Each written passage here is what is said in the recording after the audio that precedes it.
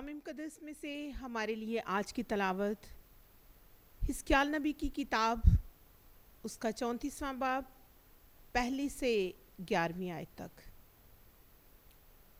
और मैंने खुदावंद का कलमा पाया, उसने कहा, ए इब्ने बशर, इस्राएल के चरवाहों के खिलाफ नबूवत कर और चरवाहों से कह दे कि मालिक खुदावंद यूं फरमाता है कि इस्राएल के चरवाहों पर अफसोस जो अपने ही पेट को पालते हैं।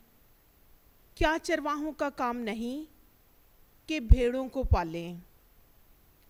तुम दूध पीते और ऊन पहनते और मोटे जानवरों को ज़बा करते हो, पर भेड़ों को नहीं चराते।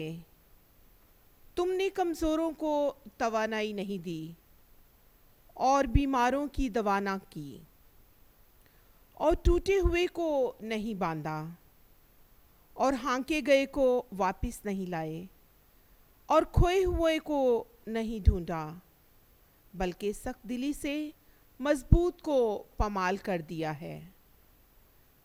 वो पासबान के ना होने की वजह से परगंदा हुए और तमाम वहशी दरिंदों की खुराक बने। मेरी भेड़ें तमाम पहाड़ों और सब ऊंची पहाड़ियों पर आवारा हो गई, और मेरे गल्ले तमाम रुए ज़मीन पर परगंदा हो गए थे, और कोई ना था जो उन्हें पूछे, और कोई ना था जो उनकी तलाश करे।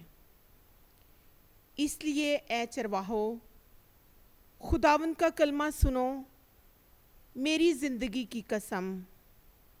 खबरदार, चूँकि मेरी भेड़ें लूटी गईं और मेरा गला तमाम वहशी दरिंदों की खुराक हो गया, इसलिए कि कोई चुपान ना था, और मेरे चरवाहों ने मेरी भेड़ों को नहीं पूछा, और शबान ने मेरे गले को नहीं चुराया, बल्कि अपना ही पेट पालते रहे।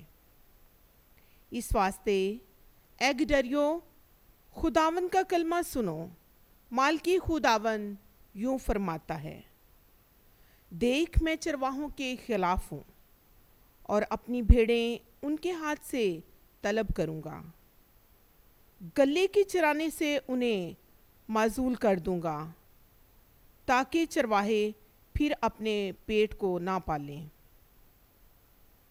और अपना गला उनके मुंह से छुड़ा लूँगा, ताकि वो उनकी खुराक ना हो। क्योंकि मालिक खुदावंद यूं फरमाता है, देख मैं आप ही अपनी भेड़ों की तलाश करूँगा और उनकी खबर लूँगा। पाकलाम के पढ़े और सुने जाने पर खुदावंद की ख़ास बरकत हो। खुदा का शुक्र हो। आमीन।